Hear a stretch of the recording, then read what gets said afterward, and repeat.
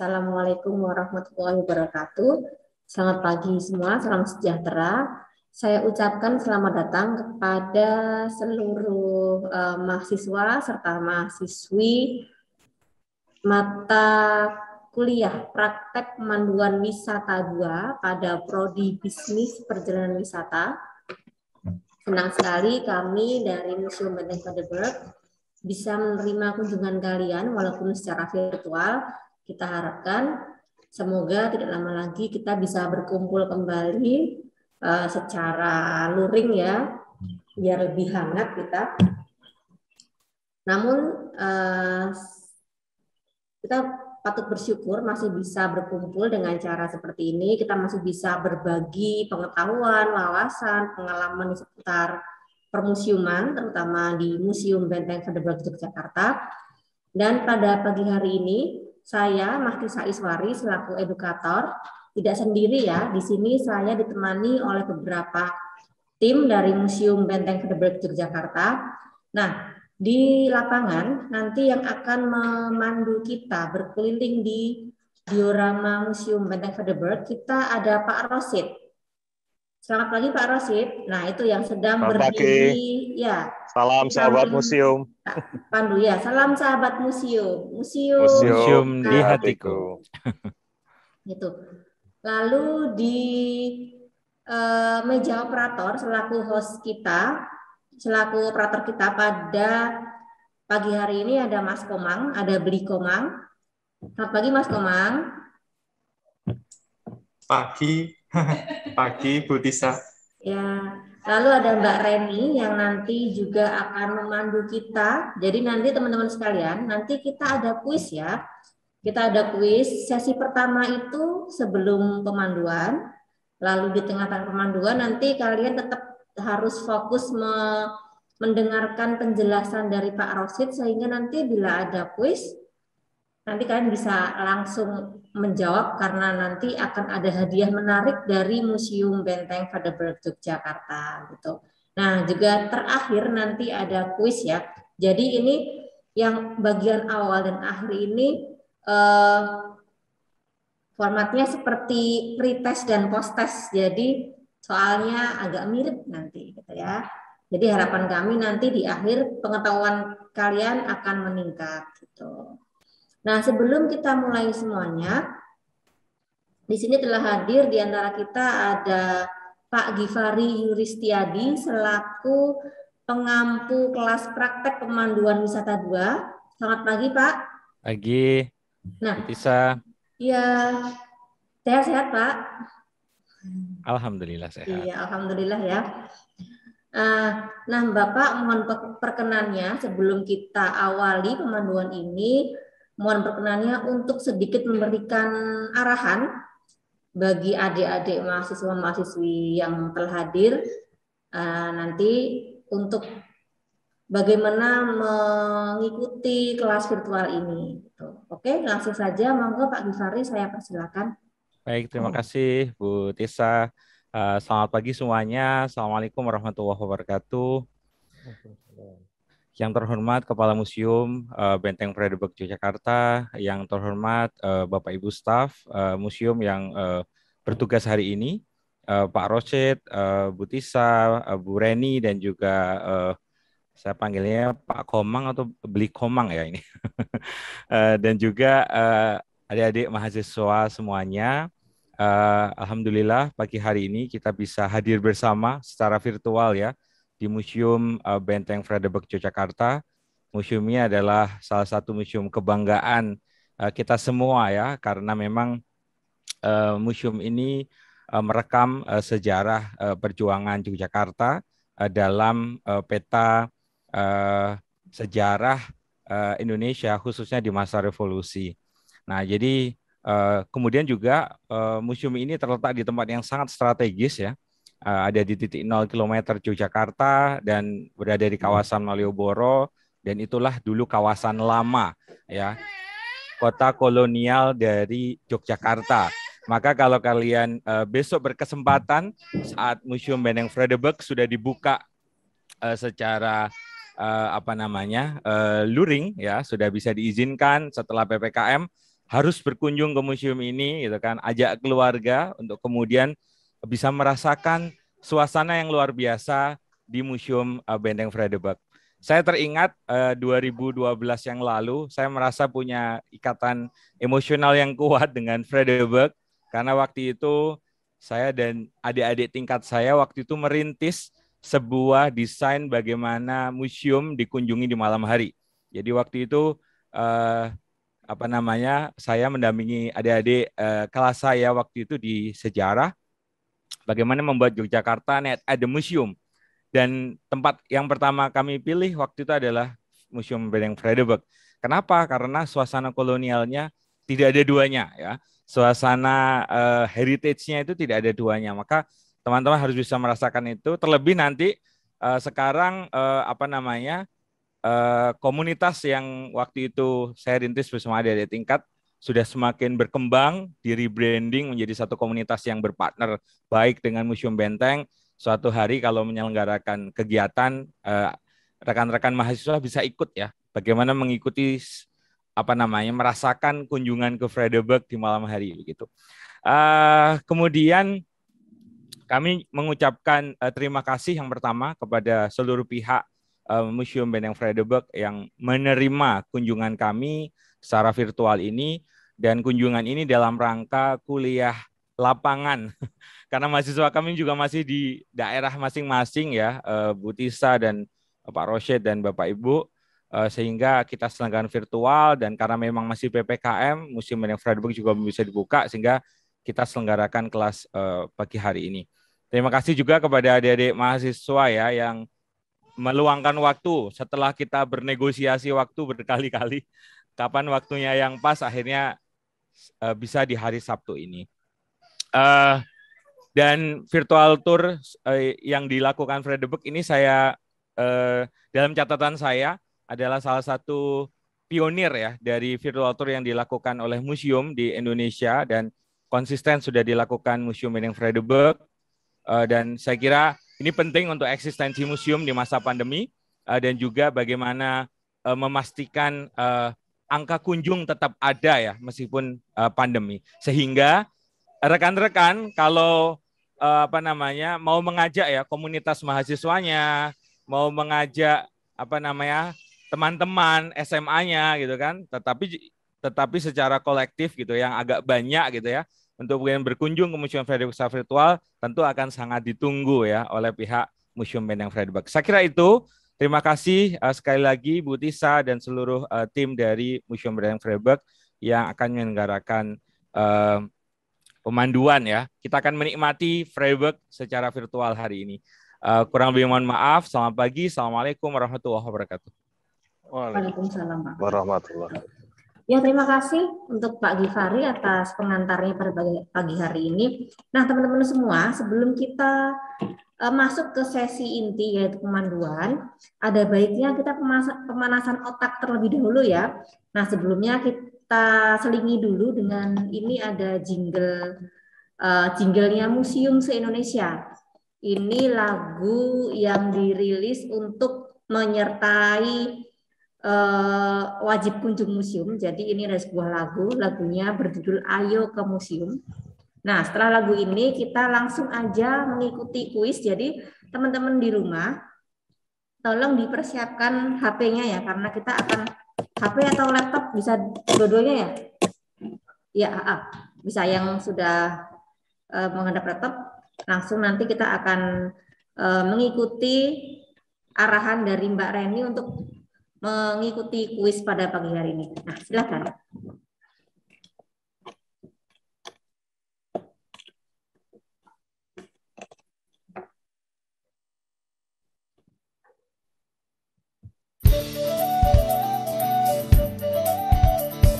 Masa terus berpacu, takkan lelah.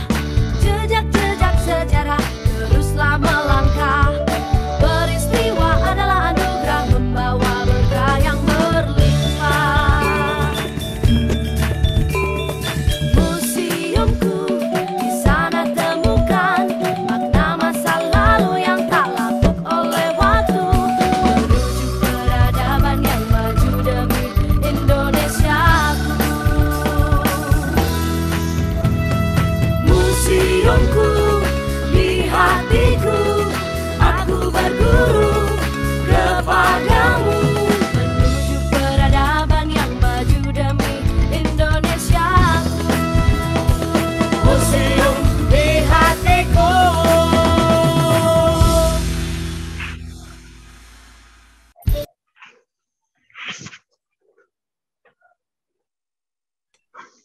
Oke, baik. Selamat pagi, sahabat museum, teman-teman mahasiswa. Saya sebutnya teman-teman saja ya, biar lebih akrab ya. Mohon izin memperkenalkan diri. Nama saya Reni. Nanti saya yang akan memandu untuk sesi kuis ya, teman-teman semuanya. Nah, saya mohon izin untuk share screen ya. Oke, teman-teman, kita akan pemanasan dulu. Nah, ini sahabat museum semuanya, silakan untuk masuk ya di www.menti.com ya. Ini ada, silakan masuk www.menti.com, kemudian bisa Mentimeter.com, www.menti.com.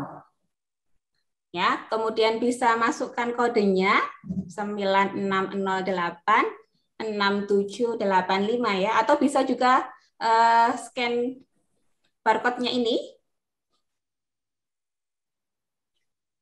Ya. Oke, saya present ya. Ini www.menti.com. Sudah pada Mas? Oh ya, maaf. www.menti.com, kemudian masukkan. Nah, sudah ada yang bergabung, Mbak Disa. Ini ada 6 orang. 6 orang. Ya, 7, 9, 11, 13. Ya. Silakan yang belum bergabung. Ini nanti kuisnya kita juga akan kasih souvenir dari Museum Benteng kepada yang menjawab dengan cepat dan tepat ya, sahabat museum ya, teman-teman. Sudah 28 yang bergabung. Pertanyaannya nggak susah kok, teman-teman. Jadi ini nanti adalah berkaitan dengan Yogyakarta dan juga tentang museum. Jadi teman-teman semuanya pasti akan bisa menjawabnya. Nah, sudah 32 yang bergabung. Mohon maaf Pak Givari, untuk mahasiswanya semuanya berapa nggih? Seharusnya kalau berangkat semua 89 atau 90 ya. Oh ya, oke. Kita Tapi tunggu. ini ada beberapa yang nggak hadir ya ini. Oh ya, tadi kayak saya lihat ada sekitar 80-an, jadi nanti ya, kita tunggu 80-an. sampai sekitar angka 70-80 ya. Ya.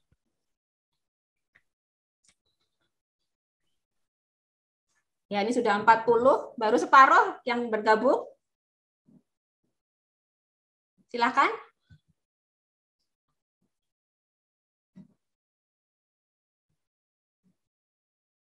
Ya, di www.menti.com, kemudian masukkan kodenya 9608 6785. Atau juga di scan barcode-nya ini.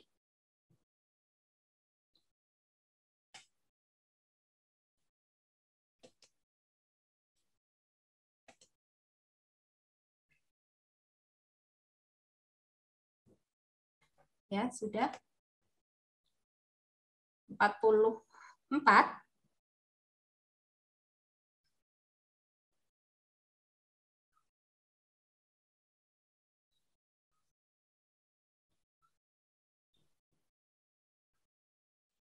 Ya, 45.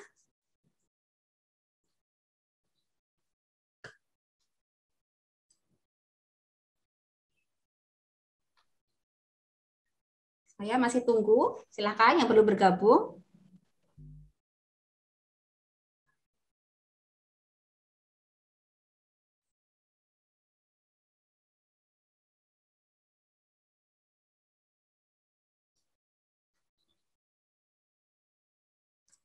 Ya, 46. Ini kok sudah agak melambat ini yang bergabung. Ayo. Atau segera gabung. Mungkin ada yang kesusahan untuk bergabung di www.menti.com. Biar cepat bisa di scan, terus ya, link di-scan scan-nya saja, dibagi ke temennya.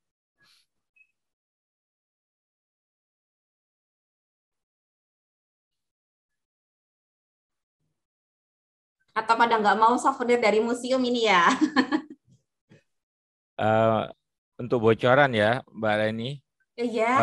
Souvenirnya museum ini eksklusif banget ya. Oh iya, betul, betul. Sudah Pak Givari sudah punya teman-teman ya. Iya. Jadi nanti mungkin bisa dikasih lihat Pak Givari ya, biar Biar teman-teman pada semakin termotivasi ya, join semakin ini. bersemangat buat ikut kuisnya. 47. Ya, 47. Perlu Nah, tambah selain satu. eksklusif juga berguna banget ya, apalagi pada masa pandemi seperti ini. Iya, betul sekali, Bu Tisa. Karena nanti souvenirnya ini berupa, saya nggak usah bocorin ya, nanti biar Pak Givari saja yang membocorkan. Yang jelas paketnya istimewa, eksklusif ya. Ayo segera join yang belum join. Nanti kita akan membagikan 10 buah souvenir bagi teman-teman. Ini baru separohnya. Ayo yang belum Ya, join. baru 48. 48.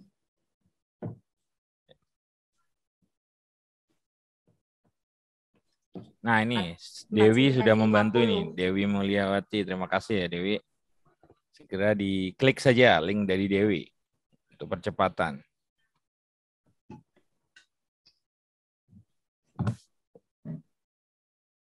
$50.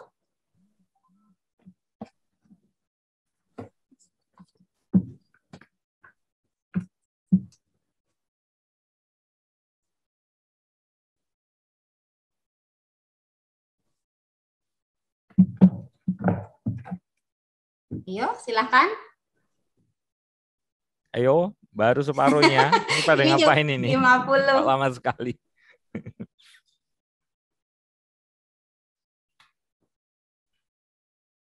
Enggak tambah-tambah dari tadi ya.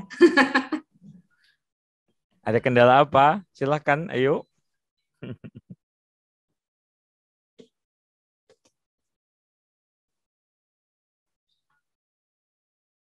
Coba kita tunggu 1 menit lagi ya. Setelah itu nanti kita mulai kuisnya ya. Ya, Biar tidak lama Wah, nanti begitu selama di saja. kuisnya, karena nanti pemanduannya pasti akan lebih nanti biar teman-teman di sesi pemanduan bisa lebih ya, banyak. bisa kita mulai. Ya, kita mulai Karena saja ya. nanti molor ya, waktunya ini sudah. Oke. full. Kita mulai ya, Mbak Tisa ya. Ya, langsung aja Oke, Mbak Sahabat Reni, museum, silakan dimulai kuisnya. silakan. Kita akan memulai ya. Ada 5 pertanyaan nanti, sahabat museum semuanya yang bisa dijawab. Nah, yang paling cepat dan paling tepat nanti akan menjadi pemenangnya. Saya mulai ya. Oke. Nah, ini silakan untuk pertanyaan yang pertama. Nah, apa kependekan dari Trikora?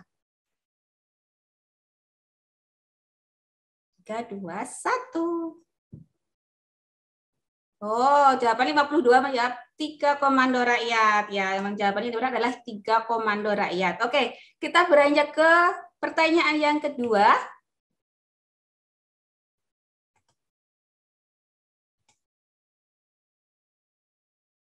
Berada di jalan apa Museum Benteng Frederick Jakarta? Ini jalan yang cukup terkenal di Jogja. Ayo, jawabannya apa? Oh ya, benar sekali, ada di Jalan Margomulyo, atau kalau lebih sering dikenal dengan Jalan Malioboro, sahabat museum ya. Oke, kita beranjak ke pertanyaan yang ketiga. Pertanyaan yang ketiga adalah mana yang merupakan koran lokal Yogyakarta? Kira-kira jawabannya apa? 3, 2, 1. Oh, jawab Pos. Apakah benar? Yang benar adalah Setiotomo ya, sahabat museum ya. Oke, kita beralih ke pertanyaan selanjutnya. Pertanyaan yang keempat. Berapa jumlah kota atau kabupaten yang ada di DIY? Kira-kira berapa? 4, 5, 6, atau 7? Oke, jawabannya adalah 5 ya. Kita beralih ke pertanyaan yang terakhir. Gedung apa yang ada di sebelah kanan kantor pos Indonesia? Yang ada di titik 0 km. Jawabannya Bank Indonesia. Oh, ternyata jawabannya adalah Bank BNI 46 ya. Oke, kita lihat Siapa yang jawabannya benar? Dan paling cepat, paling tepat ada Montana dan ini kok pakai. Oke, kita ambil satu ya. Montana, selamat. Nanti silahkan kirimkan namanya, nanti nama dan nomor HP melalui kolom chat, nanti akan kita kirimkan hadiahnya ya. Oke, saya stop share ya. Untuk selanjutnya nanti saya kembalikan kepada Mbak Tisa untuk memulai sesi pemanduan. Terima kasih Mbak Tisa. Ya, terima kasih Mbak Reni dan selamat untuk Montana sebagai pemenang kuis sesi pertama pada pagi hari ini. Nah, teman-teman yang lain semangat ya. Nanti masih ada kuis di tengah sesi pemanduan serta kuis di akhir sesi virtual visit pada pagi hari ini. Nah, sementara itu di lapangan sudah bersiap Pak Rosid untuk memulai pemanduannya di diorama 4. Nah, sekarang langsung saja kita persilakan Pak Rosid untuk segera memulai sesi pemanduan pada pagi hari ini. Silakan Pak Rosid.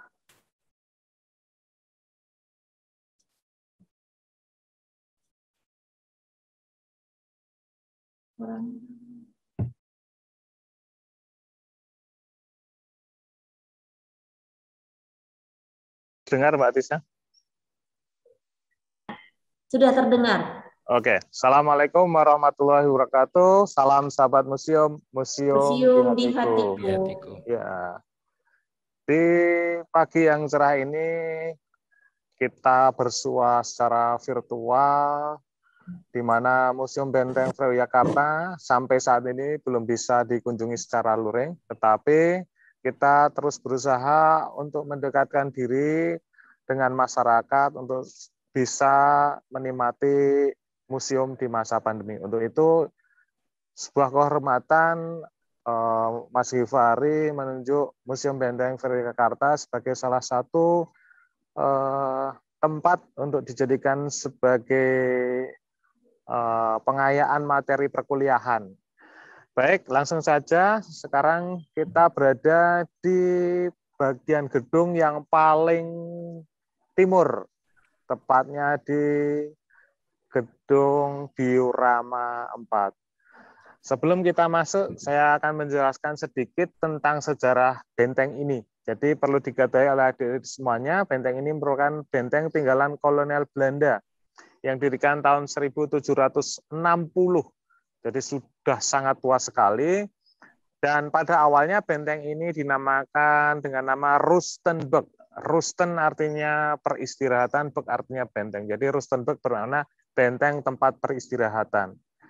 Dan pada awalnya benteng ini mempunyai 4 fungsi utama, yaitu sebagai benteng pertahanan, markas militer, kemudian sebagai kantor administrasi pemerintahan kolonial Belanda di Yogyakarta, dan sebagai tempat pemukiman warga Belanda dan pertama kali di Yogyakarta. Jadi multifungsi. Jadi sama fungsi benteng pada umumnya, di mana fungsi benteng pada zaman itu mempunyai 4 fungsi itu. Jadi untuk meneguhkan bahwasannya daerah itu telah dikuasai, maka didirikanlah benteng. Dan di benteng ini nantinya menjadi pusat pemerintahan kolonial Belanda. Jadi bangunan benteng ini dengan bangunan Gedung Agung yang sekarang menjadi Istana Presiden Jogja, tuaan benteng ini. Dapat dikatakan benteng ini menjadi bangunan kolonial Belanda tertua di Yogyakarta. Selanjutnya benteng ini berubah nama menjadi Vredeburg. Itu setelah adanya gempa bumi tanggal 10 Juni 1867. Jadi gempa di Jogja itu ternyata sering terjadi pada masa lampau, termasuk ada kisahnya perpindahan kerajaan Mataram kuno, Mataram Hindu ke Jawa Timur, itu juga disebabkan salah satunya adanya gempa. Dan benteng ini berubah namanya momennya setelah adanya gempa bumi di Jogja tanggal 10 Juni 1867. Kemudian karena rusak akibat gempa, setelah itu diperbaiki, direnovasi, dibangun kembali, kemudian benteng ini setelah selesai diubah namanya menjadi Vredeburg. Vrede artinya perdamaian, Burg artinya adalah benteng. Jadi Vredeburg bermakna benteng perdamaian. Selanjutnya Rhoma Irama terinspirasi untuk membuat sebuah lagu dengan judul Perdamaian. Tidak ya. Baik, dan ini gedung ini adalah salah satu yang berada di dalam benteng dan mempunyai fungsi khusus. Jadi ini dulu namanya adalah Militer Societat. Ya, Militer Societat. Militer Societat itu fungsinya adalah sebagai tempat hiburannya warga Belanda yang berada di benteng ini. Militer Societat itu fasilitasnya di dalamnya ada tempat mainan biliar, kemudian tersedia berbagai macam minuman keras, karena kan adatnya orang Barat kan seperti itu. Jadi mereka mendapat kesenangan di sini. Jadi ini khusus hiburan bagi para tentara. Kalau hiburan untuk umum, Societat Vereniging itu ada di dekat 0 km, tapi sekarang sudah nggak ada. Itu dulunya berada tepat di sekitar 0 km di sisi barat Jalan Margomulyo, terusannya dari Jalan Malioboro. Tetapi pada tahun 1145 itu terkena bom dari British Royal Air Force, pesawat terbangnya Inggris yang mencari pemancar radio RRI, tapi terkena imbasnya di mana bom itu jatuh di Balai Mataram. Jadi dulunya namanya Société Vereniging diganti menjadi Balai Mataram. Kemudian karena adanya pengoban, akhirnya rusak dan tidak dibangun lagi. Itu strukturnya dari kayu. Baik, lanjut terkait dengan sejarah benteng ini. Jadi benteng ini merupakan benteng 4 zaman. Jadi masa pendudukan kolonial Belanda, kemudian masa Inggris. Jadi pada masa Inggris benteng ini juga pernah digunakan dan dikuasai oleh Inggris tahun 1811 sampai 1816. Kemudian masa Jepang 1142 sampai 1145. Sama, mereka memfungsikan benteng ini sebagai markas militer. Kemudian masa kemerdekaan pernah digunakan sebagai markas APRI dan juga pernah digunakan sebagai tempat pembelajaran Akademi Yogyakarta. Adik-adik perlu diketahui bahwasanya cikal bakal Akademi Militer yang sekarang berada di Magelang untuk Angkatan Darat, kemudian Angkatan Laut ada di Surabaya, kemudian Angkatan Udara di Yogyakarta, kemudian kalau Akpol di Semarang. Trimarta dalam TNI itu dulu cikal bakalnya adalah di Yogyakarta ini. Dan salah satu tempat pelajarannya adalah di Benteng Vredenburg ini. Selanjutnya, benteng ini saat masa agresi militer Belanda kedua, 19 Desember 1148, kembali dikuasai oleh Belanda. Nah, itulah sekilas terkait dengan sejarah benteng ini. Kalau di belakang kamera bisa di-shoot, itu juga ada bangunan lain. Itu dulu fungsinya adalah sebagai barak prajurit. Sekarang digunakan sebagai yang lantai bawah, lantai 1 sebagai ruang pameran. Ya, betul Mbak Tisa. Kalau yang lantai atas digunakan untuk apa Mbak Tisa? Ruang pameran temporer. Jadi digunakan sewaktu kita mengadakan pameran temporer ya. Jadi tidak setiap hari dibuka. Oke. Jadi itu juga bisa digunakan untuk pihak luar ya Mbak Tisa. Iya, silakan. Ya. Bila mana nanti ada kegiatan yang sifatnya non-profit ya, bisa bekerja sama dengan Museum Benteng Vredenburg. Nah, nanti bisa menggunakan fasilitas yang ada di museum. Oke, sekarang kita menuju ke ruang diorama 4. Jadi sebetulnya kita punya 4 ruang diorama, tapi untuk kunjungan kali ini kita akan mengeksplor diorama 4. Diorama 4 ini sebagai gambaran ini memuat peristiwa setelah kemerdekaan ya Pak Setia. Iya, setelah kemerdekaan. Dari kembalinya ke NKRI, jadi kita sempat membentuk negara serikat ya, negara RIS, tetapi sejak tahun 1950 itu kembali ke NKRI Negara Kesatuan. Nah, sejak NKRI hingga Orde Baru itu beberapa peristiwa penting yang terjadi di Yogyakarta itu terekam di diorama 4. Nah, ini yang pertama ya, ini adalah salah satunya yaitu pemilihan umum pertama di Indonesia itu dilaksanakan di Yogyakarta. Jadi tidak serentak ya adik-adik sekalian. Ini baru semacam eksperimen gitu. Betul, eksperimen. Tapi sejatinya kalau pemilunya yang pertama itu di Minahasa. Ya, itu landasannya Manado adalah sekarang. Undang-Undang Nomor 7 tahun 1950. Jadi memang setelah kemerdekaan itu para pendiri bangsa itu sudah memikirkan bahwasanya jalannya sebuah negara itu perlu adanya proses demokratisasi. Salah satu medianya adalah melalui pemilu, pemilihan umum. Kemudian setelah proklamasi, kemudian terjadi perpindahan pemerintahan dari Jakarta ke Yogyakarta tanggal 4 Januari 1146. Selanjutnya di Yogyakarta ini telah dimulai membahas bagaimana untuk melaksanakan pemilu untuk memilih wakil rakyat.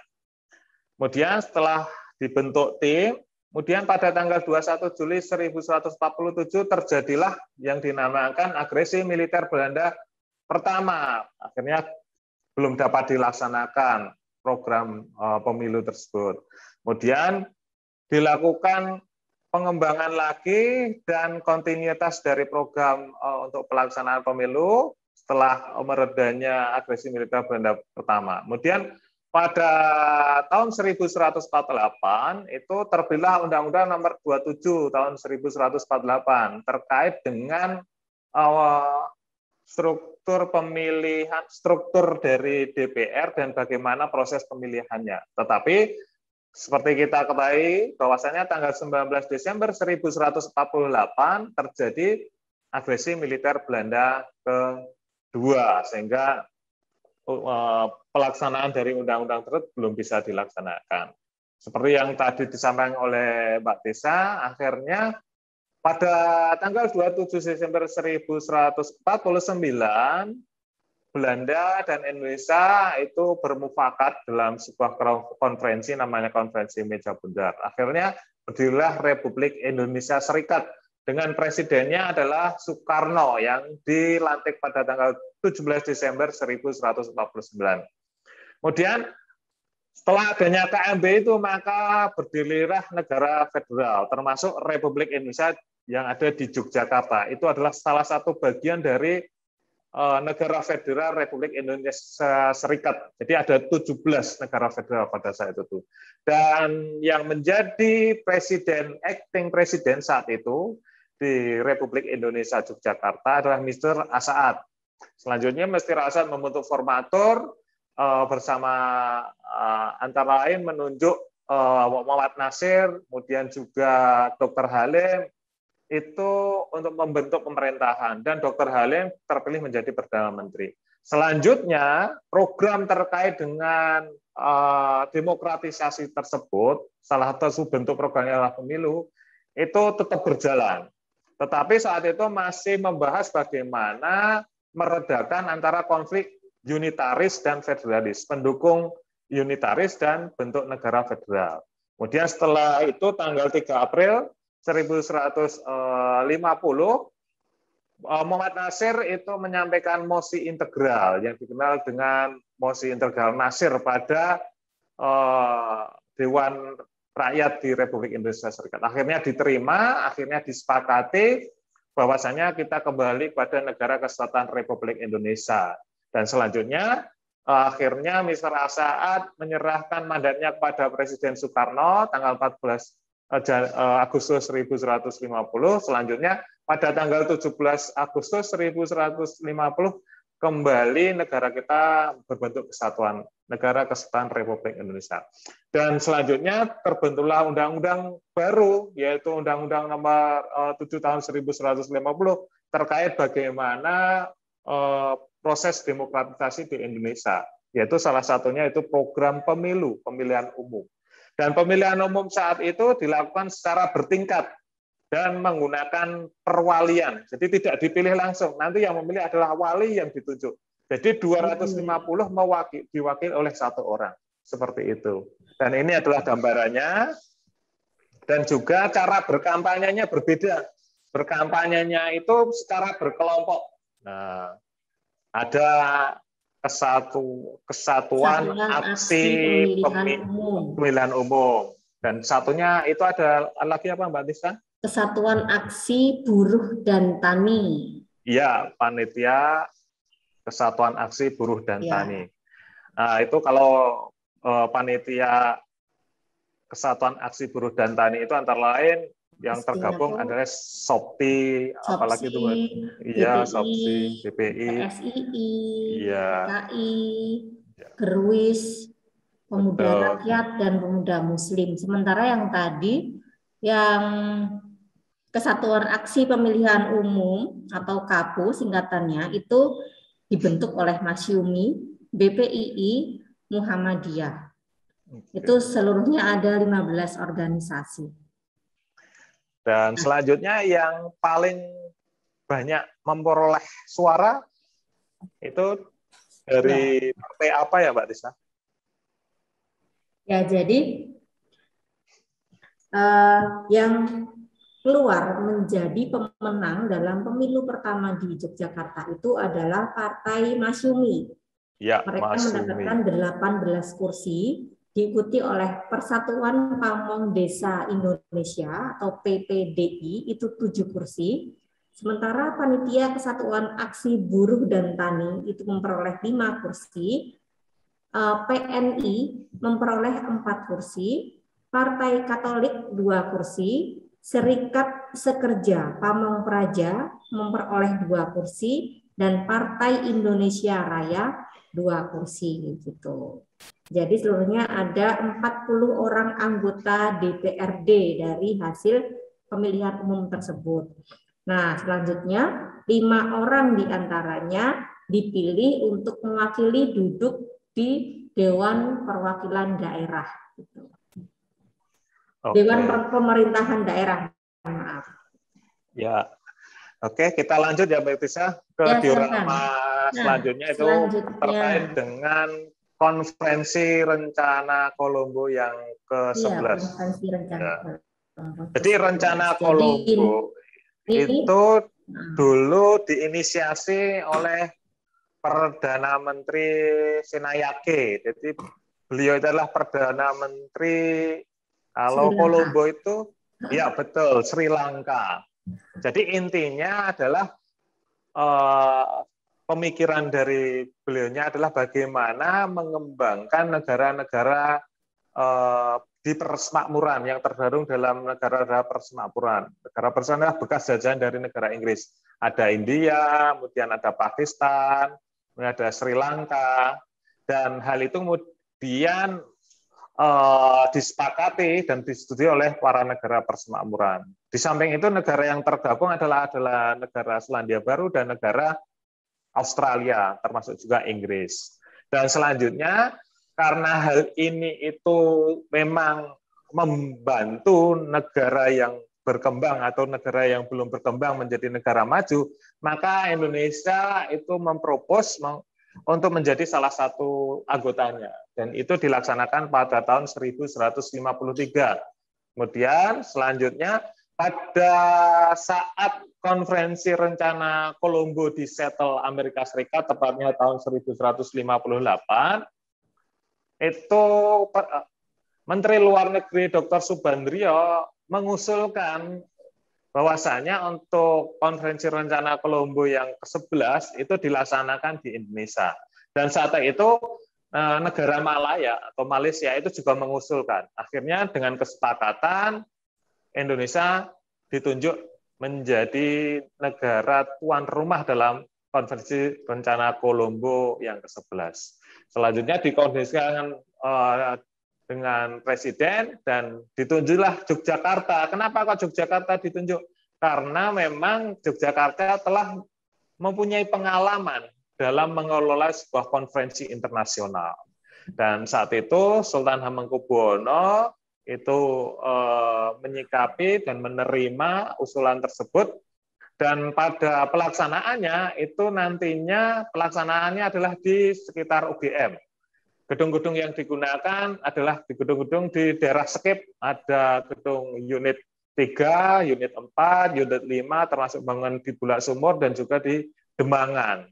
Dan yang menjadi main conference-nya itu di gedung skip 5. Nah, ini adalah gambarannya. Ini gambaran saat Soekarno, Presiden Republik Indonesia, membuka secara resmi Konferensi Rencana Kolombo 11 tanggal 11 November 1159. Seperti itu. Ada tambahan, Mbak Tisa? Sudah, sementara. Oke. Ada tambahan dari Pak Givari di kolom chat, saya bacakan ya. Jadi prakonferensi Kolombo itu dilaksanakan di Gedung Panca Dharma UGM. Nah, sekarang itu menjadi kompleks sekolah vokasi gitu. Oh, sekolah vokasi. Ya, UGM. UGM yang ya, fakultas kami, Pak. Fakultas kami sekarang. Ilmu budaya ya? Bukan, Pak. Sekolah vokasi yang di baratnya Kopma. Oh, di situ loh. Yeah, Oh, ya. Di situ, Pak. Jadi mungkin Mas Givari termasuk ada Jalan Kolombo itu mungkin terkait dengan peristiwa ini ya? Iya, karena dulu delegasi konferensi Prakolombo ini di sekitar komplek Kolombo itu mereka tinggalnya, dibuatkan guest house di sana dan acaranya di UGM. Okay. Betul. Jadi adik-adik semester 1 ya atau 3, Pak? Oh 3. Jadi kan belum pernah ke Jogja berarti ya kalau di luar yang rumahnya luar Jogja ya. Ya, jadi nanti ada yang sudah di Jogja ini, Pak Rasid. Oh, sebagian ada di Jogja. Jadi adik-adik sekarang tahu sejarah salah satu jalan yang mengelilingi komplek UGM, yaitu Jalan Kolombo. Nah, ini berawal dari peristiwa ini. Selanjutnya kita akan melihat terkait dengan Seminar Nasional Pancasila.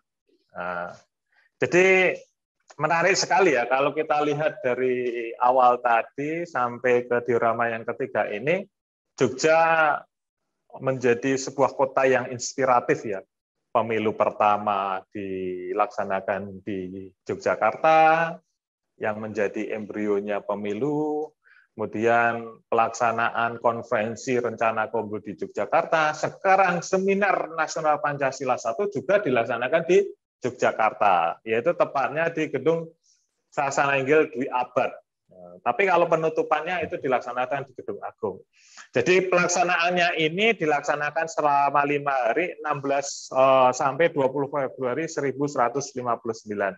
Jadi dalam rentang 5 hari itu ada beberapa pakar yang menyampaikan gagasan terkait dengan Pancasila. Ada Menteri Pendidikan Priyono, kemudian ada Profesor Muhammad Yamin, Diyar Kara, kemudian siapa lagi ya Mbak? Bisa? Ruslan Abdul Ghani. Ya, Ruslan Abdul Ghani. Profesor Mr. Noto Nagoro. Oke, Mr. Noto Nagoro. Dan intinya dari kegiatan yang diinisiasi oleh Liga Pancasila ini, bahwasanya ingin menuguhkan bahwasanya Pancasila itu sebagai ideologi negara Republik Indonesia. Dan juga dasar negara adalah Undang-Undang Negara Republik Indonesia tahun 1145. Jadi kegiatan ini juga suatu kegiatan yang berusaha untuk mengembalikan Undang-Undang Dasar ke tahun 1145. Karena pada saat itu kita ketahui pada saat undang-undang yang adalah undang-undang sementara. Selanjutnya setelah beberapa bulan kita ketahui muncullah adanya dekret presiden yang keluar pada tanggal 5 Juli ya, 5 Juli 1959. Dan salah satu isinya adalah kembali, jadi dasar negara kita itu kembali kepada Undang-Undang Dasar 1945. Untuk sedikit gambaran di ruang sidang ini gambarannya yang sedang berpidato ini adalah Profesor Muhammad Yamin. Iya. Oke, kita lanjut. Sebelum lanjut, ada kuis, Mbak Tisa. Oh iya. Nah, kita selingin dengan kuis ya, biar lebih semangat lagi. Nah, tadi sebelum kita masuk ke ruang diorama 4, itu Pak Rosyid menjelaskan tentang sejarah gedung yang sekarang menjadi ruang pameran diorama 4. Nah, jadi gedung ini dulu digunakan oleh pasukan Belanda itu sebagai tempat bersenang-senang, tempat olahraga gitu. Kalau dalam di bahasa Indonesia itu namanya adalah dikenalnya gedung itu adalah kamar bola gitu, karena dipakai untuk main bola ya. Di antaranya adalah bola biliar dan bola bowling. Nah, kamar bola ini tadi dijelaskan oleh Pak Rosyid sebagai apa ya nama gedungnya?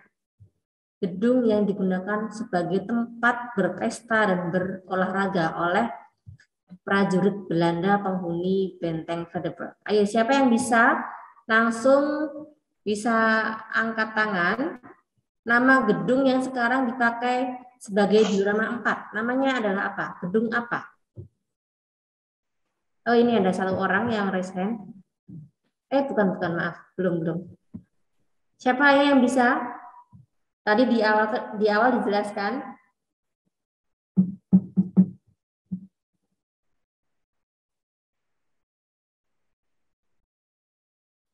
Oh ya, Bagas Cahya Aji.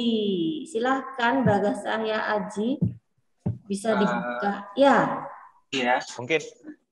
Jawabannya militer associate. Kurang tepat. Bukan militer associated, bukan ya. Tapi, maaf, bener. Militer associated, ya. Iya. Kurang tepat tapi. Iya, militer associated, nggak apa. Iya, nggak apa-apa. Tetap Ya. dapat ya Mbak Tisa. Dapat ya, namanya Bagas Cahya Aji. Terima kasih. Bagas dari mana ini? Bagas dari mana asalnya? Dari Jogja. Oh, dari Bantul. Jogja. Kebetulan pernah ke sana. Pernah ke sana. Oh ya. Oke, sip, makasih. Oke, kita masih ada satu soal lagi. Nah, ini terkait dengan pemilu di Yogyakarta. Tadi saya jelaskan bahwa ada beberapa pemenang dalam pemilu pertama tersebut. Nah, teman-teman bisa nggak nyebutin satu aja yang salah satu dari 5 besar pemenang dalam pemilu pertama? Ya, Aping, silahkan Aping, bisa dibuka mic-nya. Ya, Mas Aping, Yumi. selamat pagi. Partai Mas Yumi ya. Partai Ada Mas ya Yumi, tadi ya, yang tepat pertama sekali. Oh, langsung tutup. Ya. Oke, kayaknya cukup ya kuis pada sesi pertama ini. Oke. Silakan Nanti Pak, kita lanjut lagi ya. lanjutkan. Nanti kita lanjut kuis lagi. Tapi sementara ini kita lanjut ke materi pemanduan. Ya, Baik adik-adik, kita bisa lihat di sini situasinya terkait dengan pencanangan Trikomando Rakyat yang tadi menjadi salah satu pertanyaan yang disampaikan oleh Mbak Reni ya di awal tadi. Jadi Trikomando Rakyat ini pencanangannya dilakukan di Yogyakarta, tepatnya tanggal 19 Desember 1161. Dan kenapa kok dilaksanakan di Yogyakarta dan tanggalnya adalah tanggal 19 Desember? Ini punya alasan. Jadi yang memberikan gagasan ini adalah Muhammad Yamin. Kenapa kok ditunjuk di tempatnya pencanangan di Jogja? Karena ini untuk mengabadikan suatu peristiwa heroik yang dilakukan oleh Sultan Agung, di mana Sultan Agung, Raja Mataram Islam saat itu, menyerang Belanda di Batavia untuk menaklukkan hegemoni kolonialisme Belanda di bumi Nusantara ini. Tahun 1628 sama 1629 ya Mbak Tisa. Dan selanjutnya 1628 dan 1629. Oke. Dan selanjutnya kalau kaitannya dengan tanggal itu juga untuk mengingatkan adanya peristiwa agresi militer Belanda kedua, di mana agresi militer Belanda kedua itu dilaksanakan tanggal 19 Desember 1948. Iya. Jadi memang setelah konferensi meja bundar saat itu Papua Barat memang belum masuk dalam wilayah Federasi Republik Indonesia Serikat. Masih di istilahnya ya dijajah lah oleh Belanda. Selanjutnya setelah itu ada proses-proses untuk meminta kedudukan Belanda untuk keluar secara diplomasi dari bumi Papua. Bahkan juga dilakukan adanya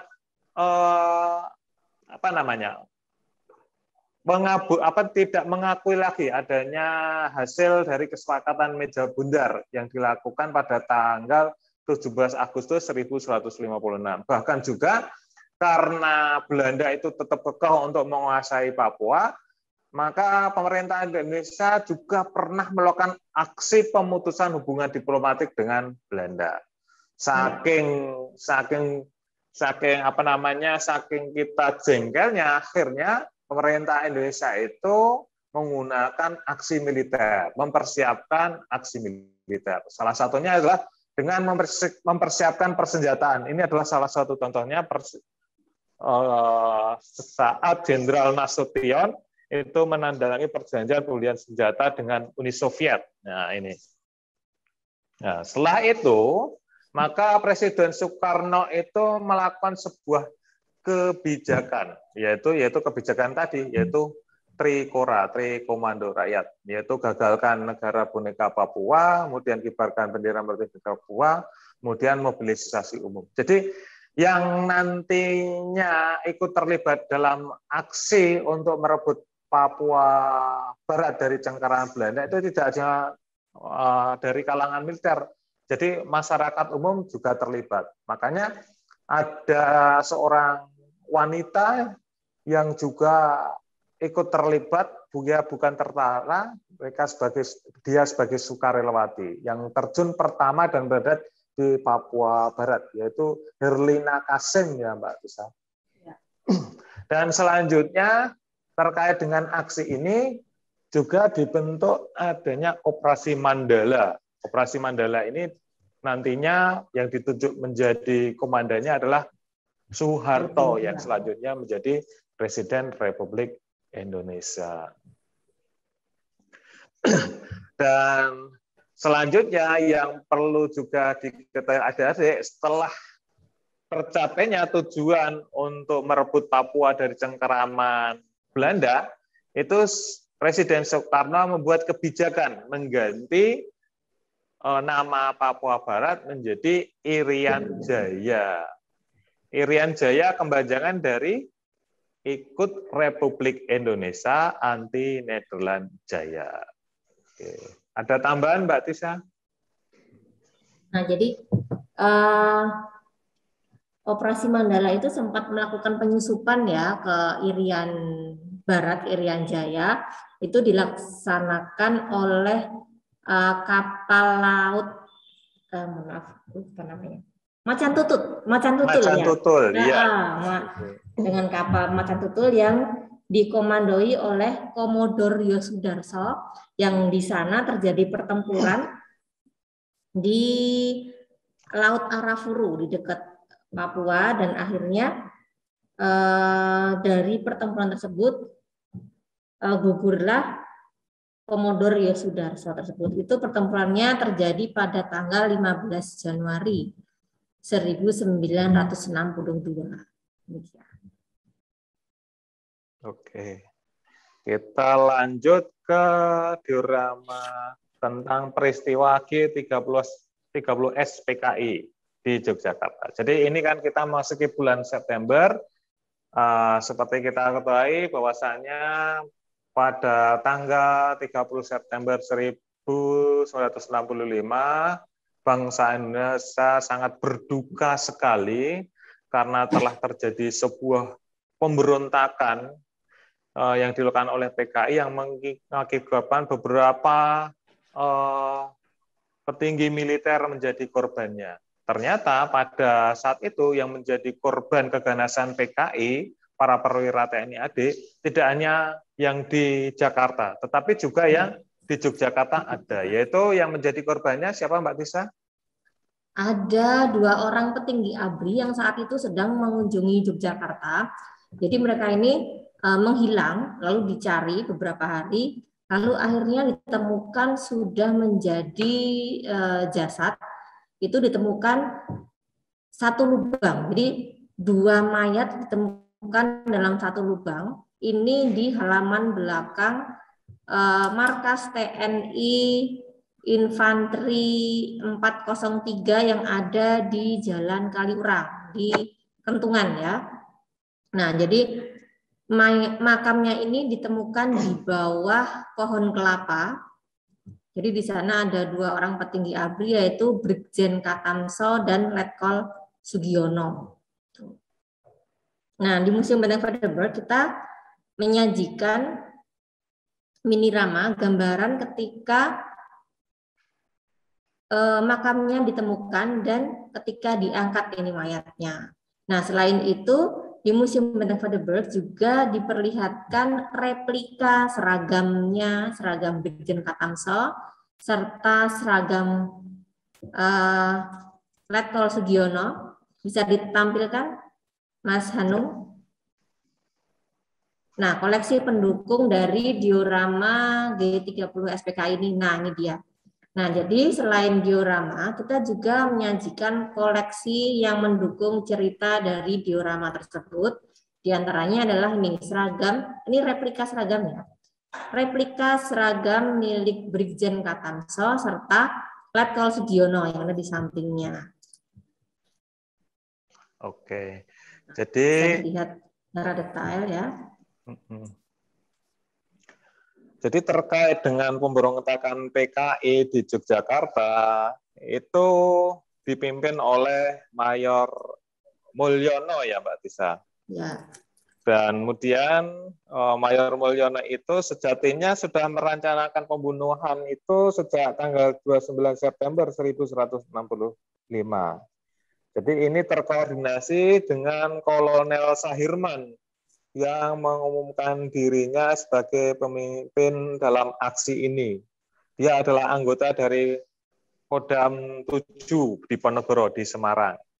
Selanjutnya, saat hari H sebelum terjadinya aksi pembunuhan ini, saat itu Kolonel Katamso sejatinya pada hari itu sekitar siang hari itu mengikuti rapat darurat yang dilakukan di Magelang yang dipimpin oleh Panglima Kodam 7 di Ponorogo yaitu Brigjen Suryo Sumpeno. Dalam rapat itu bahwasanya disampaikan oleh Brigjen Suryo Sumpeno untuk waspada adanya gerakan G30 SPKI. Selanjutnya setelah itu Kolonel Katamso setelah selesainya rapat itu kembali ke Yogyakarta. Setelah kembali ke Yogyakarta, beliau langsung menuju ke kediamannya. Jadi kediaman beliau itu di rumah dinas Korem 72 Pamungkas. Jadi kalau markas Korem 72 Pamungkas itu sekarang menjadi pusat TNI Angkatan Darat di dekat perempatan Gramedia. Kalau rumah dinasnya itu tepatnya di depan Museum Pusat TNI AD yang sekarang. Nah, setelah sampai di rumah, kemudian beliau berganti baju, kemudian melakukan rapat darurat. Dan saat itu beliau mengundang beberapa perwira, termasuk salah satunya Mayor Kartawi. Ternyata Mayor Kartawi yang diajak berunding itu sudah diinfiltrasi oleh PKI. Kemudian tidak selang berapa lama, itu beliau menerima tamu dari petugas piket yang ada di Korem 72 Pamungkas. Setelah itu secara tiba-tiba itu datanglah sebuah mobil gas, sebuah mobil jeep militer yang dimana di situ ada Pelda Kamil, kemudian Peltu Sumardi, untuk menjemput paksa Kolonel Katamso.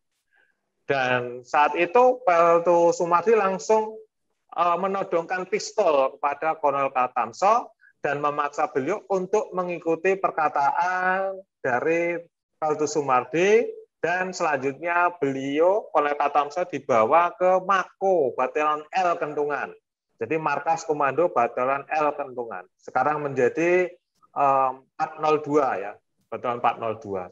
Dan di situ kemudian beliau diinterogasi, kemudian ditahan.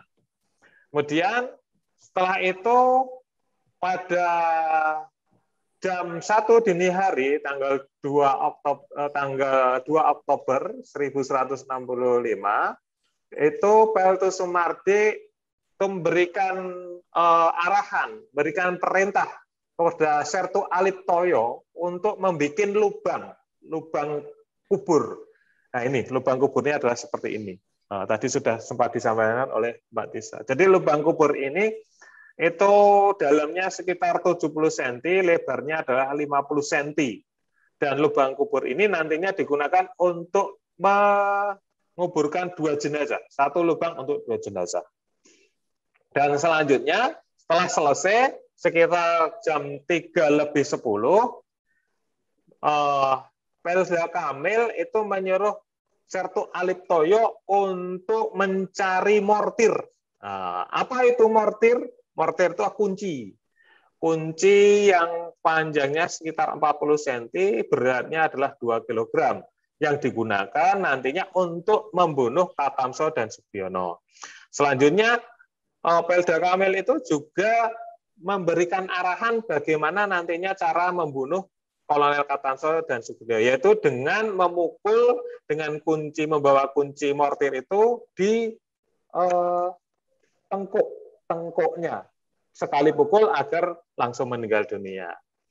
Dan selanjutnya pada saat sudah siap, maka Kolonel Katamso dibawa ke dekat lubang ini, kemudian secara tiba-tiba Sertu Aliptoyo memukul tengkuk leher dari Kolonel Katamso. Langsung beliau roboh, tetapi beliau tidak langsung meninggal dan sempat berbicara, Dek Wisnu, aku iki isih setio karo Presiden Soekarno. Seperti itu.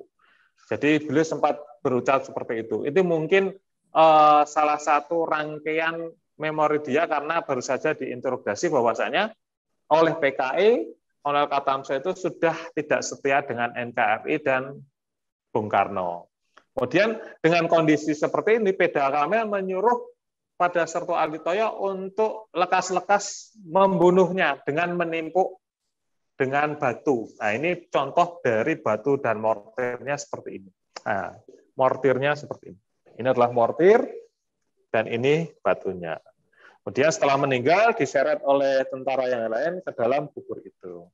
Adapun cerita terkait dengan Letkol Sugiono, sejatinya pada tanggal 1 Oktober 1165, beliau mendapat tugas untuk menghadiri peresmian pabrik di Pekalongan. Setelah selesainya acara tersebut, itu kan dilaksanakan di pagi hari, setelah selesai, kemudian beliau kembali ke Yogyakarta, tetapi beliau menyempatkan diri untuk berkunjung ke Kodam 7 Diponegoro untuk mendapatkan arahan dari Pangdam Diponegoro, yaitu Brigjen Suryo Semperno. Tetapi di sana itu Brigjen Suryo Semperno tidak ada di tempat karena sedang melakukan rapat di Magelang. Dan Letkol Sugiono itu melihat adanya hal-hal yang mencurigakan. Akhirnya beliau memutuskan untuk segera pulang ke Yogyakarta. Kemudian saat di jalan, beliau berpapasan dengan mobilnya yang dikendarai oleh Brigjen Suryo Semperno. Kemudian beliau mengikuti setelah berpapasan, kemudian beliau turun dari mobil dan berlari mengejar mobil dari Brigjen Suryo Semperno tersebut. Akhirnya berhenti dan terjadilah pembicaraan, dan pembicaraan ini dilakukan di sebuah rumah makan, namanya Rumah Makan Ayu di Pudak Payung, Semarang. Yang intinya arahannya adalah bahwasanya Letkol Sugiono untuk berhati-hati terkait adanya pemberontakan ini. Karena pada saat itu seperti akhirnya terjawab, kita itu tidak tahu mana tentara yang pro NKRI, mana tentara yang telah diinfiltrasi oleh PKI. Dengan arahan seperti itu, kemudian sejatinya Brigjen Suryo Sempono itu sudah menyarankan untuk ikut saja dengan saya untuk membantu operasi di Semarang. Tetapi karena rasa tanggung jawab yang besar, Letkol Sugiono itu meminta izin untuk menuju ke Korem 072 Pamungkas untuk mengkondisikan di Yogyakarta. Akhirnya pulang, kemudian pulang sekitar maghrib sampai di Yogyakarta, kemudian langsung ke rumahnya Kolonel Katamso. Dan di rumah Kolonel Katamso itu diberikan penjelasan oleh putra-putranya bahwasanya Kolonel Katamso sudah dibawa oleh tentara yang tidak tahu mau dibawa kemana. Kemudian langsung Letkol Sugiono menuju ke Korem 072 Pamungkas dan memerintahkan pada Kapten Kusdibyo untuk mengumpulkan perwira yang lain untuk diberikan arahan oleh Letkol Sugiono terkait kondisi saat itu. Tetapi ternyata tidak berapa lama itu kembali Pelda Kamil dan Peltu Sumardi itu dengan menggunakan mobil gasnya itu menjemput secara paksa Letkol Sugiono. Beliau ditodongkan oleh Peltu Sumardi dengan pistol untuk mengikuti perintah dari Peltu Sumardi dan selanjutnya dibawa ke Kentungan di Batalion L Kentungan dan di sana ditahan di tempat terpisah dengan Kolonel Katamso. Dan di dini hari pukul 3 setelah Kolonel Katamso itu dibunuh, kemudian Letkol Sugiono kemudian diajak menuju lubang tersebut, kemudian dibunuh dengan menggunakan kunci mortir dengan sekali pukulan. Karena sudah pengalaman ya tadi titiknya yang kurang tepat, maka yang untuk Letkol Sugiono mungkin itu dengan pengalaman tadi, makanya dengan satu kali pukulan akhirnya Letkol Sugiono meninggal dunia. Kemudian diletakkan di satu lubang dengan Kolonel Katamso. Dan nah di satu lubang itu mereka posisinya kakinya hampir berdekatan. Jadi istilah Jawanya jejak-jejakan. Jadi kepalanya Kolonel Katamso di bagian barat, kemudian Letkol Sugiono bagian timur. Selanjutnya ditimbun dengan batu padu tadi yang sempat digunakan untuk membunuh Kolonel Katamso. Dan selanjutnya setelah aksi itu, Mayor Mulyono itu mengerahkan para prajurit untuk tetap siaga.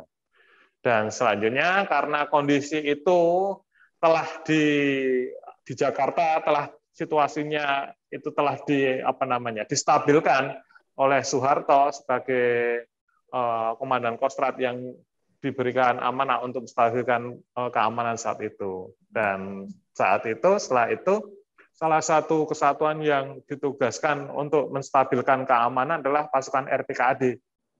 Dan pasukan RPKAD yang seperti kita ketahui beliau adalah bapak kandung dari Ibu Ani Yudhoyono, yaitu Bapak Sarwo Edi Wibowo. Baik. Nah, selanjutnya ini adalah terkait dengan rapat kebulatan tekad penumpasan G30 SPKI. Ini lokasinya di mana ya? Oh boleh, mau kuis dulu boleh. Ya, yuk. Kita kuis dulu ya, karena kita baru mendapatkan satu pemenang dari kuis yang pretest tadi, lalu 2 orang pemenang dari kuis yang di sela-sela tadi. Jadi kita baru mendapatkan 3 orang pemenang, sementara kita di sini mempunyai 10 hadiah ya. Jadi masih kurang 7 orang lagi. Jadi siap-siap buat adik-adik sekalian. Nanti kita masih harus menghabiskan 7 hadiah nih. Jadi siap-siap semuanya yang tadi belum sempat menjawab pertanyaan. Nah, saya punya pertanyaan yang pertama terkait dengan diorama tadi konferensi Kolombo. Jadi seperti yang dijelaskan tadi bahwa pada awalnya konferensi Kolombo ini berisi negara-negara bekas jajahan Inggris, di antaranya ada India, Pakistan, Australia, Selandia Baru. Nah, namanya apa sih? perkumpulan bekas negara-negara jajahan Inggris tuh? Itu namanya apa ya? Yang bisa jawab silahkan raise hand.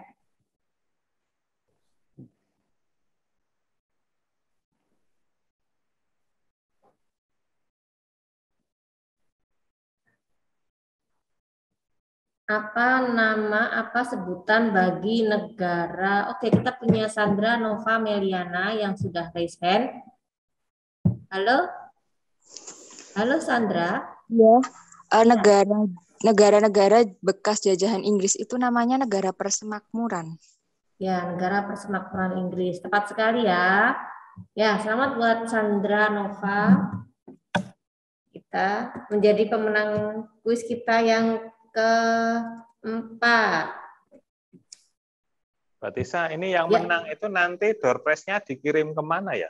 Dikirim ke rumah atau dikirim kemana, Mbak Tisa?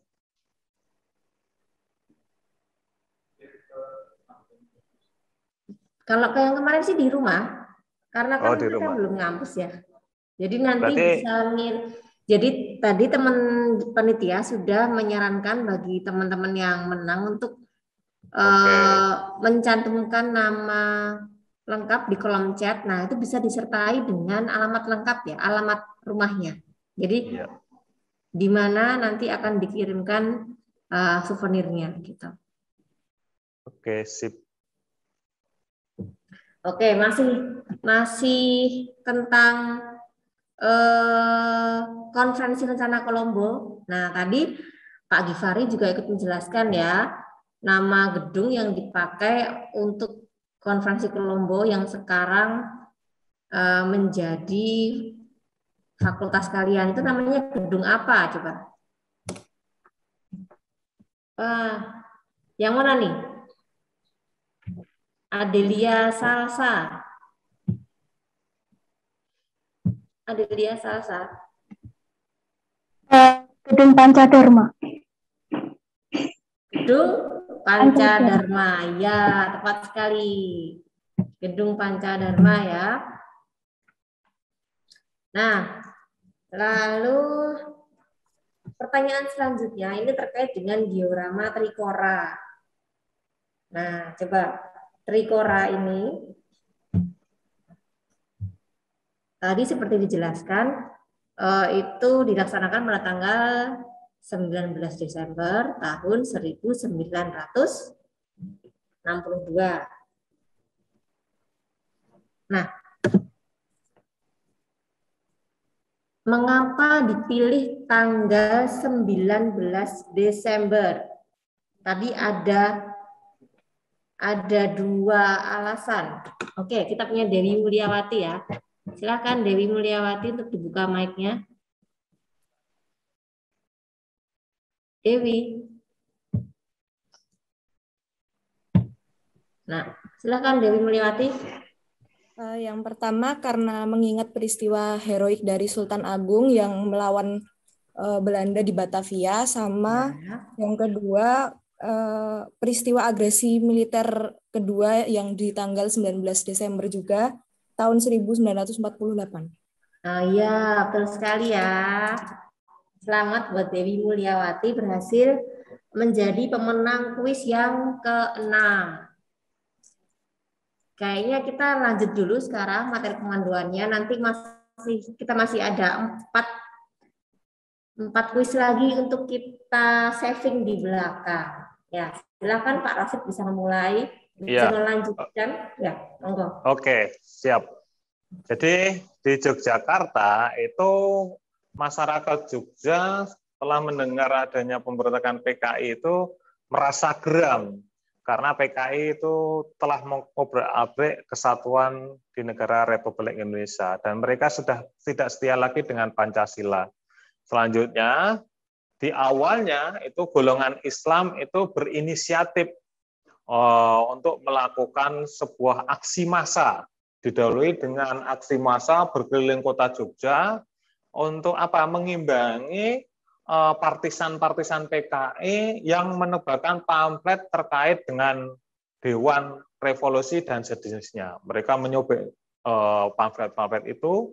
Selanjutnya setelah itu mereka berinisiatif untuk mengumpulkan massa, dalam artian untuk bersama-sama menyepakati, berkepalan tekad bersama melawan penindasan dan pemberontakan yang dilakukan oleh PKI. Tokohnya antara lain Muzamil CH, Said Bani, dan lain sebagainya. Selanjutnya, pada awalnya rapat kebulatan tekad ini direncanakan di lapangan Sitco di Ningratan, yang sekarang menjadi Taman Pintar dan tuku buku loak gitu. Nah, tetapi karena saat itu organisasi massa non-Islam juga berkeinginan untuk bergabung karena mereka juga ingin terlibat dalam aksi ini, maka kegiatan rapat kebulatan tekad ini dipindah ke alun-alun utara dan dilaksanakan tanggal 20 Oktober 1165. Kenapa kok tanggal 20 Oktober 1165? Karena dengan pertimbangan saat itu pasukan RPKAD yang dipimpin oleh Sarwo Edibowo itu akan sampai ke Yogyakarta. Dan pada saat itu, dari sebelumnya, itu para perwakilan dari massa yang mengkoordinir aksi ini telah menyambut tentara RPKAD yang menuju ke Yogyakarta dari Magelang, tepatnya di daerah Medari. Selanjutnya, akhirnya dari perwakilan dari aksi massa ini juga memohon pada caretaker dari Korem 072 Pamungkas, yaitu Kolonel Widodo, untuk memberikan jaminan keamanan dan juga meminta menjadi inspektur dalam aksi ini. Dan ini adalah gambarannya seperti ini, dan pada saat memberikan arahannya, Kolonel Widodo itu menyampaikan terkait dengan larangan aktivitas PKI dan ormas-ormasnya. Dan larangan ini menjadi larangan pertama yang dilaksanakan di Indonesia. Jadi saat itu dapat dikatakan Jogja menjadi pionir dalam upaya melawan pemberontakan PKI. Dan selanjutnya dalam aksi ini itu memang dihadiri oleh banyak massa, dan yang hadir tidak hanya massa Islam juga akhirnya pada itu. Jadi dari Partai Katolik, dari non-Islam itu juga ikut yang memenuhi di lapangan alun-alun utara Yogyakarta. Dan selanjutnya mereka bersepakat untuk apa? Untuk menuntut pertanggungjawaban dari pemberontakan ini dan juga mengutuk peristiwa pemberontakan ini serta menuntut ditangkapnya para pemberontak PKI dan diadili. Ya, seperti itu. Dan selanjutnya kita akan menuju ke diorama terakhir, tapi sebelum ke diorama terakhir ini ada patung dada Kolonel Sugiono. Jadi pangkatnya saat beliau dibunuh adalah Letnan Kolonel, kemudian dinaikkan satu tingkat, pangkat Anumerta. Selanjutnya Kolonel Insali Sugiono itu dilahirkan di Desa Gedaran Gunung Kidul, Yogyakarta, tepatnya tanggal 12 Agustus 1126. Beliau adalah anak ke-11 dari 14 orang bersaudara. Jadi kalau orang-orang dulu itu anaknya banyak sekali ya.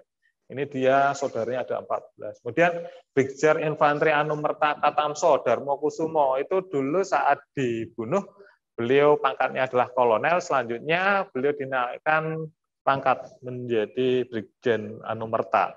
Beliau itu dilahirkan tanggal 5 Februari tahun 1923 di Sragen, Surakarta. Ya. Oke, kita menuju ke diorama terakhir. Lagi-lagi di diorama di Museum Benteng Jakarta itu juga mengambil tempat di Universitas Gadjah Mada. Ini adalah di gedung pusat Universitas Gadjah Mada. Saat dilaksanakannya Disnatalis UGM yang ke-25. Jadi pada saat itu Presiden Soeharto berkenan untuk memberikan amanat. Dan ini adalah gambaran saat setelah dilangsungkannya pelaksanaan Dies Natalis itu ada Presiden Soeharto, kemudian juga ada Rektor UGM saat itu, yaitu Subkaji Ranu Wiharjo, kemudian juga ada Menteri Pendidikan dan Kebudayaan saat itu, Profesor Syarif Tayyip. Jadi dalam Dies Natalis UGM tersebut, Presiden Soeharto menyampaikan amanat yang terkait dengan penghayatan pengamalan Pancasila. Peristiwa ini terjadi tanggal 11 Desember 1174. Selanjutnya, amanat Presiden terkait dengan penghayatan dan pengawalan Pancasila itu juga disampaikan saat momen Dies Natalis di Universitas Indonesia di Jakarta, termasuk juga saat pelaksanaan rapat kerja Kuartir Nasional Pramuka. Dan terkait dengan hal ini, kenapa perlu adanya penghayatan Pancasila? Karena ini untuk memperteguh ideologi bangsa, yaitu ideologinya adalah Pancasila. Selanjutnya, gagasan ini kemudian digodok dan sampai ke MPR, kemudian dibahas, maka setelah itu tahun 1178 terbitlah ketetapan MPR nomor 2/MPR tahun 1178 terkait dengan P4, Pedoman Penghayatan dan Pengamalan Pancasila. Selanjutnya tanggal 3 Oktober 1178 Presiden Soeharto mencanangkan adanya program penataran P4. Jadi dulu kalau kita awal masuk sekolah, awal sekolah masuk SMP, SMA, perguruan tinggi, atau menjadi pegawai negeri, wajib mengikuti pendidikan atau penataran P4, Pedoman Penghayatan dan Pengawalan Pancasila. Dan menariknya, setelah adanya reformasi, itu ketetapan MPR nomor 2/MPR tahun 78 itu dicabut, dan akhirnya sampai saat ini kegiatan semisal seperti itu tidak lagi diadakan. Nah, inilah gambaran terkait dengan visualisasi yang ada di diorama 4. Mungkin ada tambahan dari Mbak Tisa? Nah, sepertinya cukup ya, Pak Rasid. Apalagi waktunya sudah menunjukkan pukul 10.34. Sementara kita masih punya kuis. Kuis lagi. Pastinya teman-teman akan kuisnya ya. Oke, kita ucapkan terima kasih kepada Pak Rosid yang telah memandu kita berkeliling di diorama 4 Museum Benteng Vredenburg Yogyakarta dengan detail dan lengkap. Oh ya, kita buka sesi pertanyaan nggak ini? Ada yang mau nanya nggak? Sebelum kita tutup, sebelum kuis dan ditutup ya tentunya ya.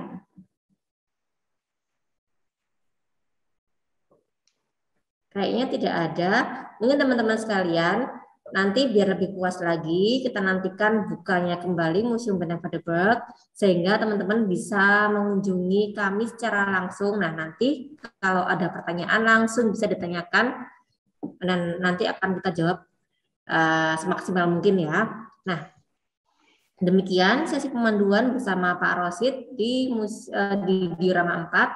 Nah, sekarang kita kembali lagi ke kuis ya. Kita masih ada satu pertanyaan, dan nanti yang 3 hadiah terakhir itu akan kita sisihkan pada saat kuis di menti.com. Nah, sementara pertanyaan dari saya hanya satu, yaitu terkait dengan apa ya tadi ya, diorama G30S. Nah, coba kita perlihatkan dioramanya.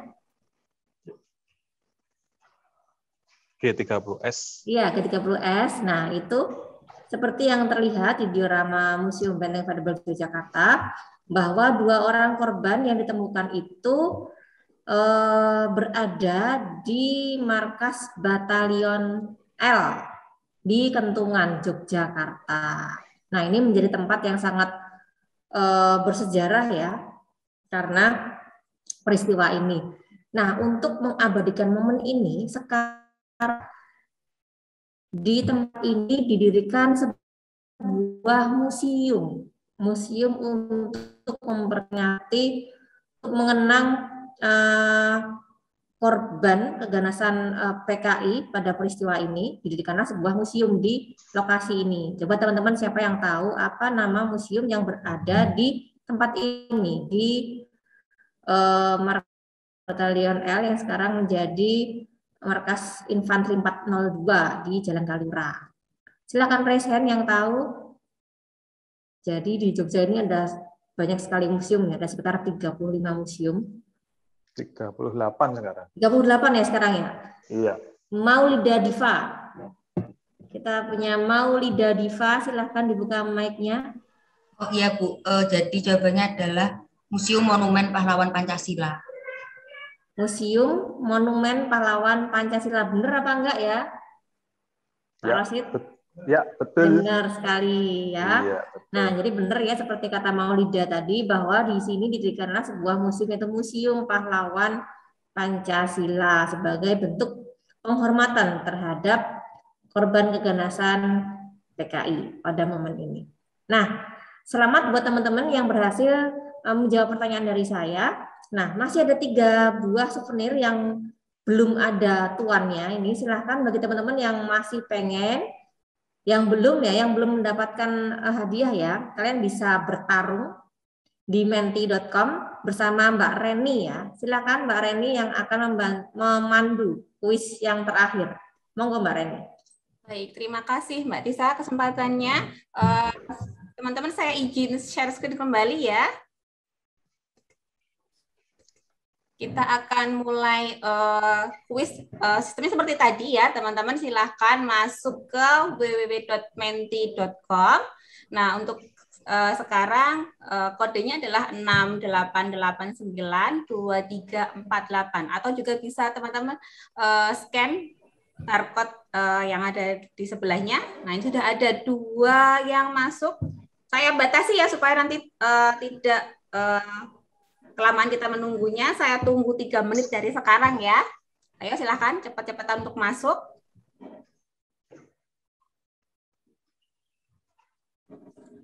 Jadi nanti pertanyaan yang akan muncul di menti.com ini merupakan materi yang tadi sudah disampaikan oleh Pak Roset dan juga Mbak Tisa ya di sesi pemanduan. Jadi kalau teman-teman menyimak dengan baik ketika pemanduan tadi pasti akan bisa menjawab pertanyaan yang ada di menti.com ini. Oke, sudah 21 yang bergabung. Kita tunggu lagi. Silakan yang belum. Silakan masuk ke www.menti.com, kemudian masukkan kodenya 68892348. Jangan lupa untuk memasukkan namanya ya, supaya nanti kita lebih mudah untuk ketika nama teman-teman jadi pemenang akan muncul nama teman-teman ya. Oke, sudah 28 yang masuk. Silakan yang belum bergabung.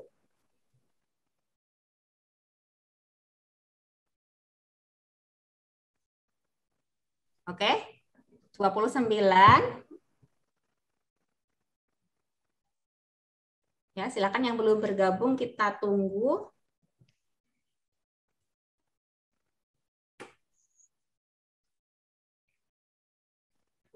Tiga puluh satu.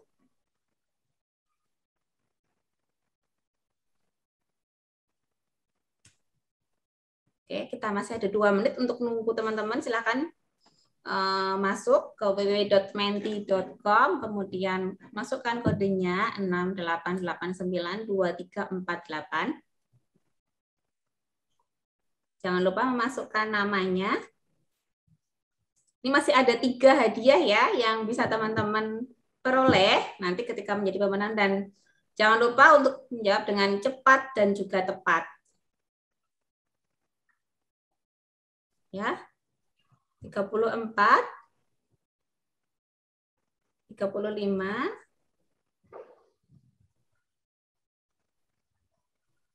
ya silakan.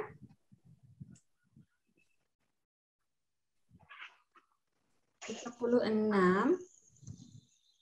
Sudah agak mulai lama ini teman-teman ya. Oke, kita tunggu 1 menit lagi.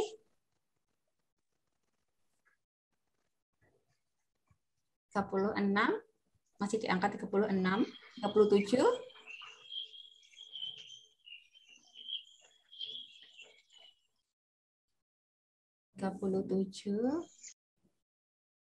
Ayo yang belum segera.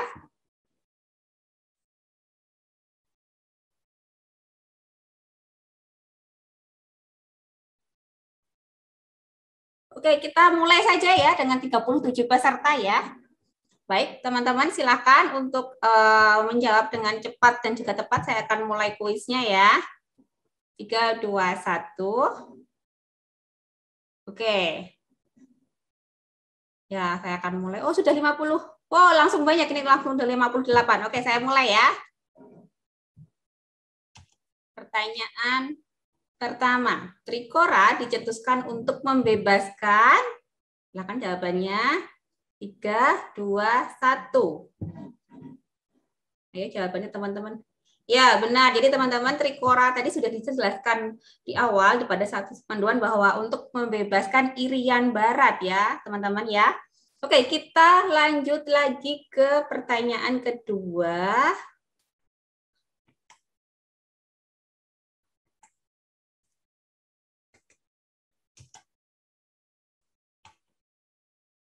Oke, pertanyaan kedua, Monumen Pahlawan Pancasila ada di mana?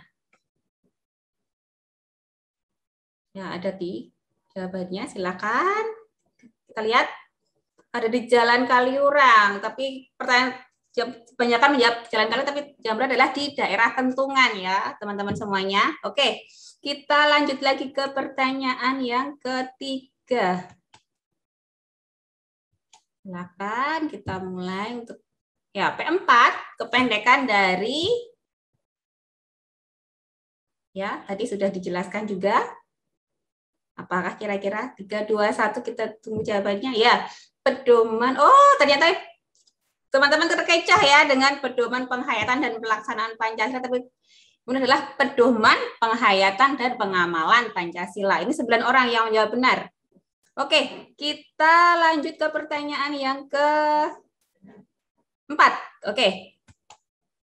Pertanyaan keempat adalah Kota Kolombo ada di negara 3, 2, 1. Silahkan jawabannya kita lihat. Ada kota Sri Lanka. Apakah benar? Ya, benar. Teman-teman 32 orang yang menjawab dengan benar. Kita lanjut ke pertanyaan yang terakhir. Oke. Pemilu yang pertama di Yogyakarta dilakukan pada tahun berapa kira-kira?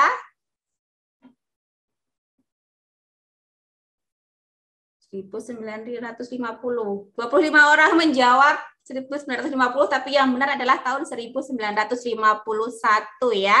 Oke, kita lihat pemenangnya. Oke. Ayo, siapa? Ada Aman, Deki, Dewi, dan juga Langit. Yang paling cepat adalah Aman, Deki ya. Selamat kepada 3 orang pemenang berhak untuk mendapatkan souvenir eksklusif dari Museum Benteng Frederick Yogyakarta ya. Teman-teman yang belum menang mungkin kita coba lain waktu karena kita juga sering mengadakan virtual visit untuk umum ya. Nah, itu saja mungkin Mbak Tisa dari saya. Kuisnya, monggo silakan untuk lanjutkan. Terima kasih. Ya, terima kasih kembali Mbak Reni. Nah, teman-teman senang sekali ya, seru sekali kita bisa mengikuti kuisnya, bisa rebutan, cepat-cepat menjawab. Nah,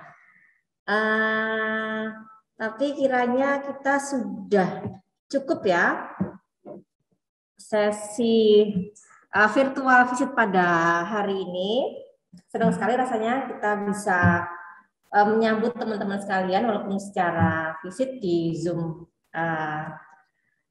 hari ini, tapi kami senantiasa melambungkan harapan semoga kita bisa berkumpul secara langsung, lebih seru lagi ya tentunya ya. Ya semoga pandemi lekas berakhir, teman-teman bisa segera melakukan aktivitas secara tatap muka dan bisa mengunjungi Museum Benteng Heidelberg Jakarta.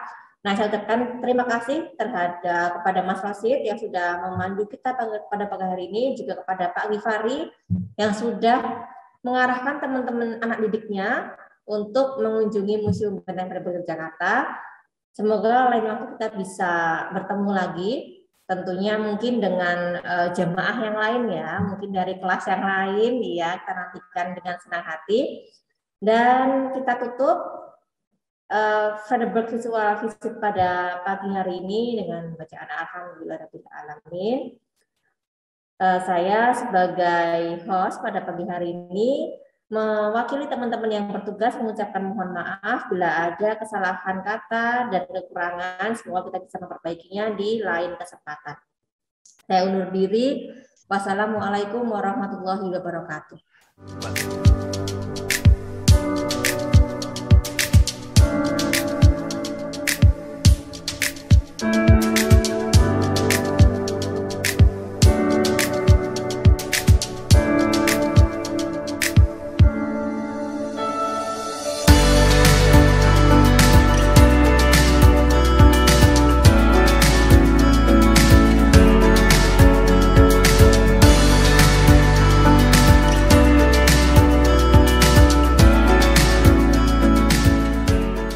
Saksikan terus persembahan video dari kami.